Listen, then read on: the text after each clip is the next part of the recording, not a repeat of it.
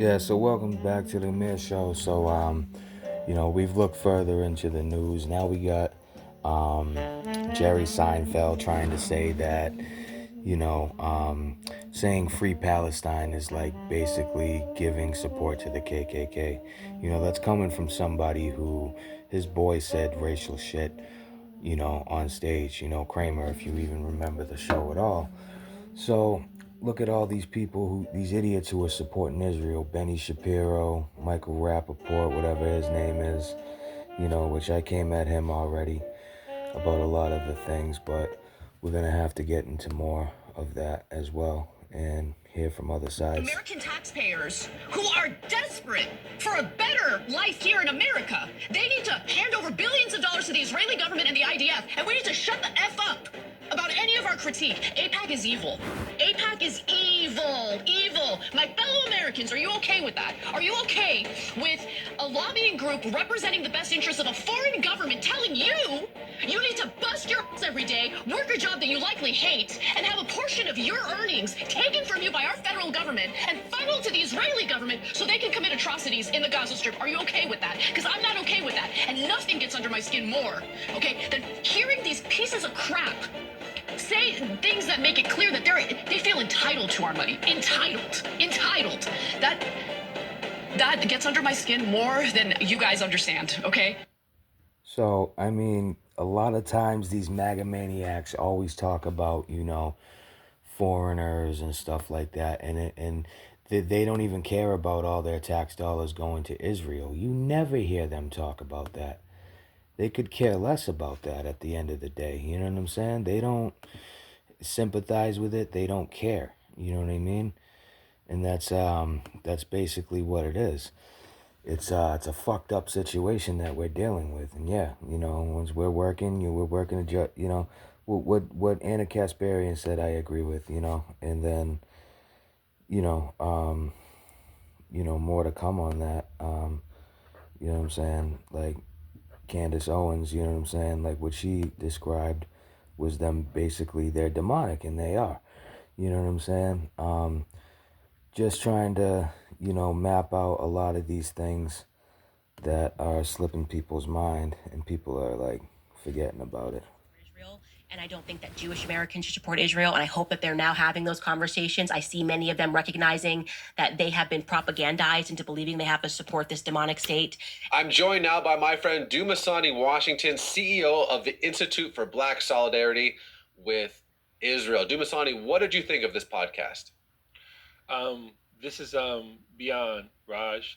So Candace has been kind of on this anti-Israel, even anti-Semitic journey, if you will, publicly since around the fall of 2022.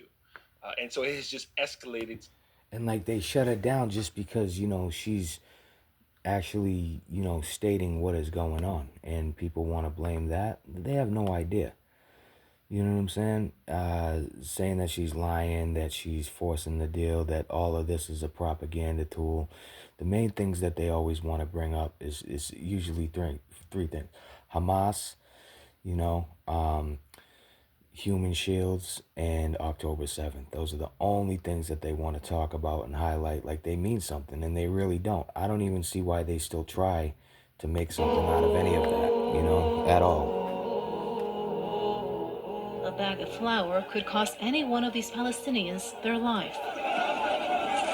But there is no other option. I've come all this way, risking my life for my children. They haven't eaten for a week.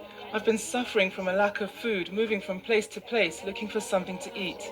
We can clearly see here, they are coming from every direction. Thousands of displaced people are taking desperate measures.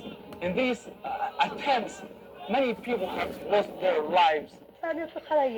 I stood behind a rock and they started shooting. I kept crawling until I reached the trailer. Then I got down. I managed to secure a bag of lentils. That's after several attempts. My husband is sick and disabled, and I have 6 daughters.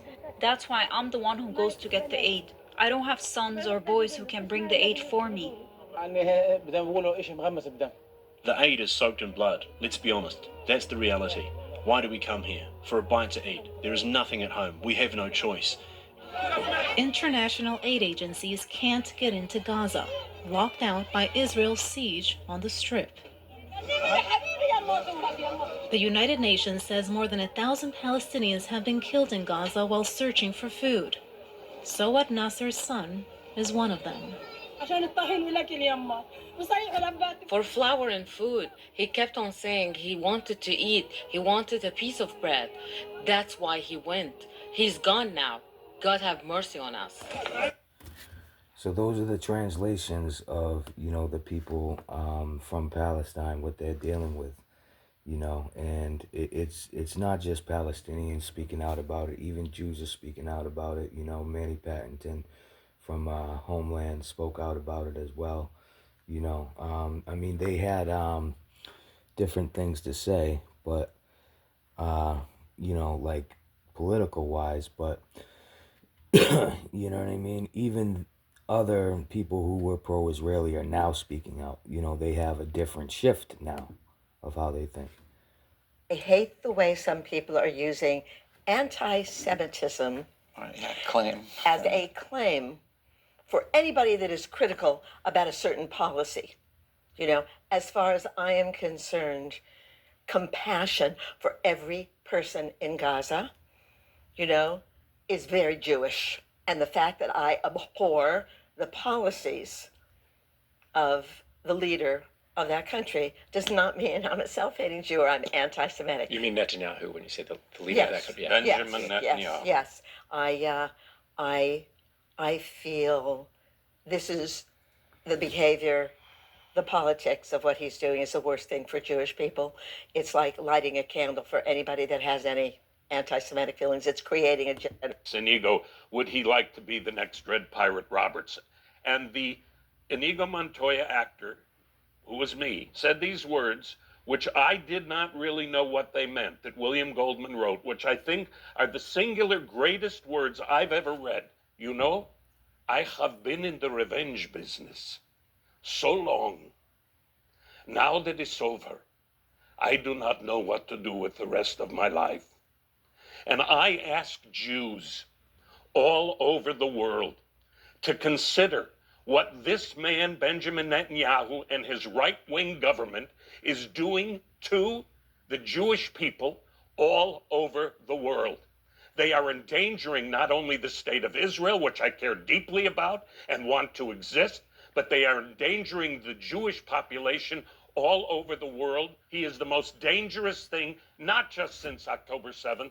It has been a deeply troubled situation. And endangering the Jews by endangering those in Gaza. And to watch what is happening for the Jewish people, to allow this to happen to children and civilians of all ages in Gaza, for whatever reason, is unconscionable and unthinkable. And I ask you Jews everywhere all over the world to spend some time alone and think, is this acceptable and sustainable? How could it be done to you and your ancestors, and you turn around and you do it to someone else? I need Allah. So, it's very, very clear about what's going on, Not everybody is aware of it, but this is happening. And, they can't say it isn't. It's in our face, but fucking people are just so dumb about it, And number two, they're doing it with our money, and they're saying that if we object, we're the hateful ones. You're an anti-Semite if you object to genocide. Okay, that's the latest definition in ludicrous, insane mental asylum. Okay, number three is the gaslighting. The gaslighting is unbearable. Poor little Israel's the victim of those monstrous, super powerful Palestinians.